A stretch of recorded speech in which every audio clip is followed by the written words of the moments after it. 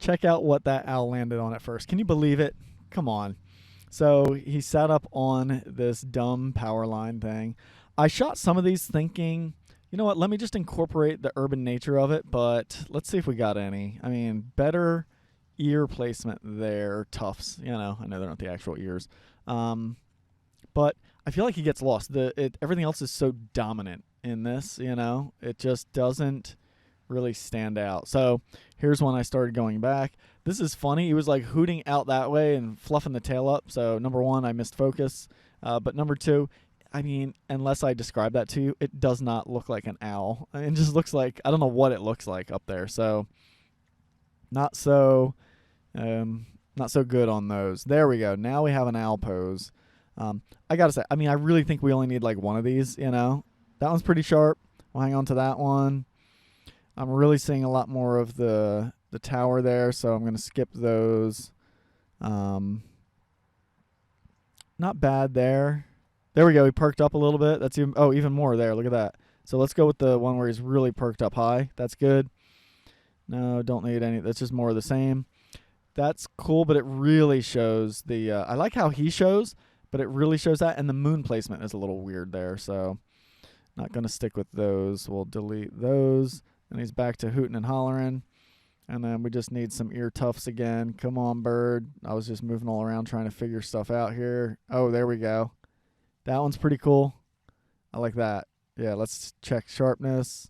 That one's better. I mean, yeah, 100th of a second, not too bad. And then he's back to yelling and screaming again. Through the teleconverter in is my guess there. Yeah. Maybe that one. No. Oh, I forgot to show you guys what I'm doing here. I know it's probably hard to tell when I'm going back and forth. I nailed the crop on that one. Yeah, I guess I was trying to get rid of the metal structure there. But, yeah, see how it shows there when I could not get the branches in the way, and then off he goes. All right, so that's 80 photos we went through there. Let's delete the rejected photos here. And we should only have a handful left. 4.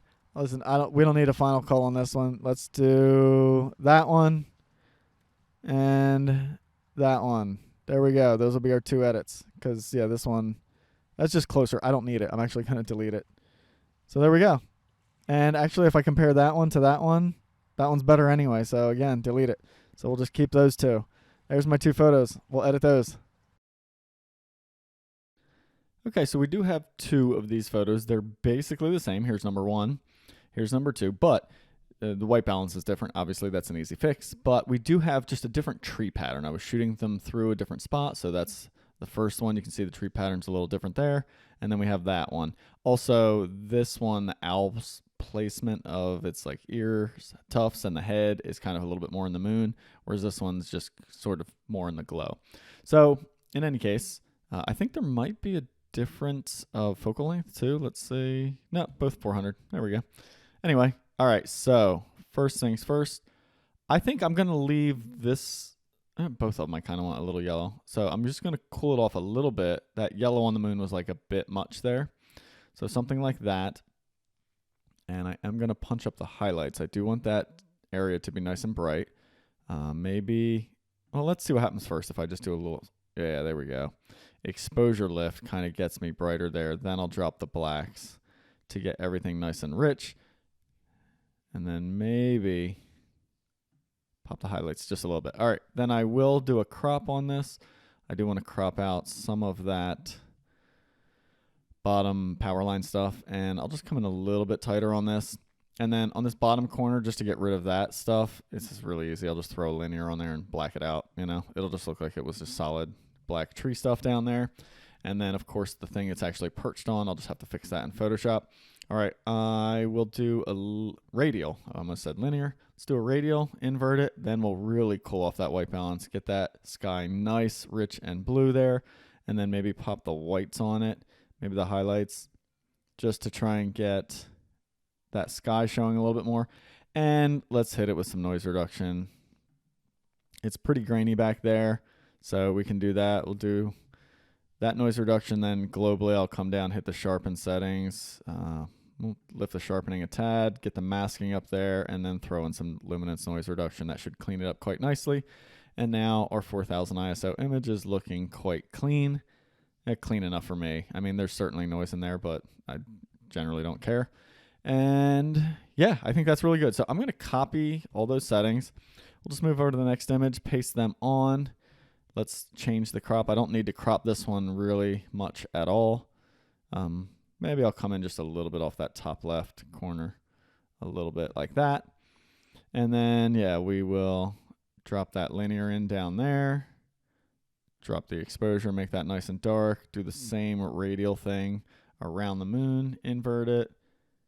Lean into the blue. Lean in, just lift the, what do we do? Exposure a little bit, highlights a little bit, whites a little bit, blacks down. Whoa, not that much. There we go. And a little bit of noise reduction, wherever that is. There we go, found it. And then overall, I'd say on this one, I think I started with a slightly lighter exposure, so I'm going to dim it down just a touch. And then I'm going to throw another linear, I'm sorry, keep saying the wrong thing, radial there. And then just warm that up a little bit. And let's see how that compares. I do want these to look kind of similar as far as the coloration goes. Yeah, and you can see like that moon was definitely a little bit brighter, which kind of makes me want to brighten that one up and dim that one down. So let's do that. Yeah, I'm basically doing the two edits together here, huh? So, yeah, we'll just drop the highlights down on that. Although I didn't like what that did overall. So we'll go back to the radial there, and then we'll drop those highlights. There we go. Something like that looks good. And then let's go back to the first one, and yeah, we'll throw another radial in right on that area there, and we will bump the highlights up on that one. There we go. Brighten it up just a touch, warm it up just a touch. There we go. Okay, that's it. So now back to this first one here. Let's take it into Photoshop and fix things up just a little bit. So the first step is I'm going to make a new blank layer. And then I'm just going to get the clone tool here. And this is going to be challenging. Let's try this. I'd love to have the continuation. This is weird how it's doubled up. I think it's just because I was shooting through branches and that's kind of how it came out. But watch this. I'm going to go big brush here, sample that side. I'm going to go to the clone source. This is a really fun trick. Make sure show overlay is on. And then we're going to rotate the angle on this. So I'm just going to start. Let's see which direction. I think I got to go negative. And then we're going to have to flip the horizontal, I think. Yeah, there we go. Look at that. Now we can start seeing, all right, wrong way. So something like that. Then watch, I'm just going to put the cursor in there, and I'm just going to hold shift and up arrow until I can sort of rotate this around till it feels sort of right for where it should go, which looks like about in there. So then I'm just going to give a click. It's too much, obviously. I'm going to undo that. But now I have everything lined up. I'm also going to turn off the show overlay because I don't like seeing it there. And then I'll just go 50%. And then watch. We'll just start sort of cloning this in. And look what it's doing. I will go too far with it there. That's fine. You know what? Let's go 100%. Screw it. We'll just paint that all in there. And something like that. I'm going to go too far with it all because I'll just mask it back in.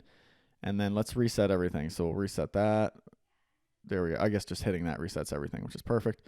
Now I'll do like a 40% opacity, and then we'll sample right in here and just sort of blend this. Because the glow was a little bit different down there, I just didn't want it to have that real dark spot to it there. And then there's a little bit more glow out there. We'll just kind of fade that in, and we'll fade some of that out. There we go. All right. So that should be our fix. Let's add a layer mask to it. I think I'll stay with the soft brush there. 100%. Opacity, and then we'll just paint with black. And number one, let's bring the owl back. Let's see. So there we go. That's sort of the edge there with him. And then this area, I think, is where we want it to be soft. So we'll go just sort of, just make it look like the out of focus tree branch in the foreground there. But see, then the black, or the corner started showing. So watch, I'll just kind of fade that out. And there we go. Nice. That looks legit. So look at that. We just sort of kind of clone that corner out of there, which is fun. Okay, now just a couple of minor adjustments I'm going to do. I do want to do a little bit of burning here. So curves adjustment layer will invert that mask so it's not affecting everything. Then let's go 30% opacity, paintbrush, paint with white. Couple of clicks across there, couple of clicks there, maybe there. I just want to darken down this section because I really want to keep your eye over here where it's nice and bright.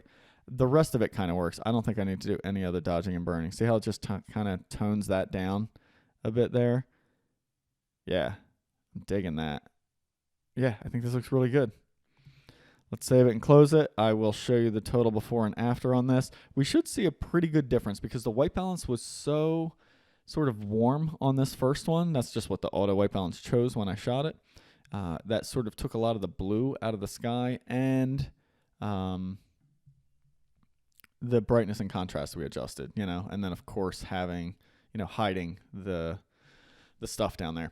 But I gotta say, for me, it's like I think I did a pretty good job of finding like a nice little pocket there that did a good job of hiding most of that, and then I just had to do a little bit of darkening, get rid of that one little corner, and now the whole thing basically looks like he's on a natural perch through everything with the moon behind him.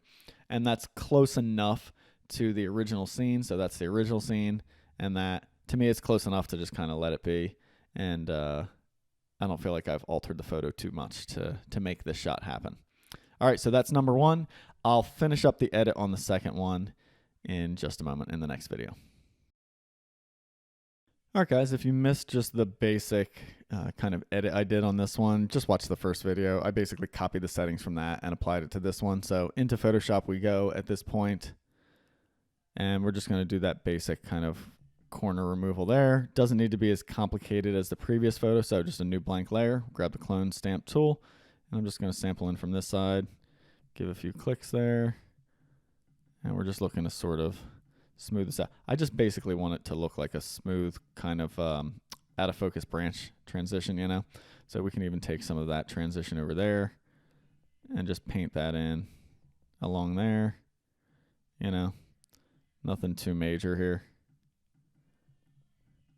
There we go. I'll just mask that in now. Come in with 100% opacity on a smaller brush and just get rid of that so the edge of that owl is sharp there. There we go. That looks great. Just getting rid of that one little corner. I'll do the same as the previous image, and we'll just drop a curves adjustment layer on here, darken things down a little bit, invert that so it's not affecting everything. 30% opacity should do the trick. A couple of clicks across there, there. I just want to take down the brightest of those blue spots, again, just to sort of zero my attention in down there. Guys, I think that's it. That's basically the edit on that one. I'll show you the quick before and after. It's going to be a little bit more of just a color difference, I think. I warmed up the moon in this case because the original white balance on this image was actually nice and cool, but we did get a little bit more blue sky in there. So you can see it's got that yellow moon vibe. The sky shows a little bit more, and we have that nice contrast to it. But, did a great job of hiding the power lines in the original shot there. So there's the complete original, and there's the final image like that. I'm really happy with that one. I think I like this one better, just with the owl's placement. The tufts are showing a little bit better, but yeah, you can see basically they're pretty similar images. So that's the second one, that's the first one. Really similar, but just different placement, different tree pattern that we have through there. And yeah, pretty cool, right? A lot of fun just taking that urban environment and trying to make it look a little bit more mysterious. Plus, of course, lining up the owl with the moonlight, which just really ties into the whole nighttime thing that they live in and hunt in, All right, there we go. That's it. Short and easy, 2 images. Thanks for watching. I hope you guys learned something on this one and really enjoyed it. See you on the next one.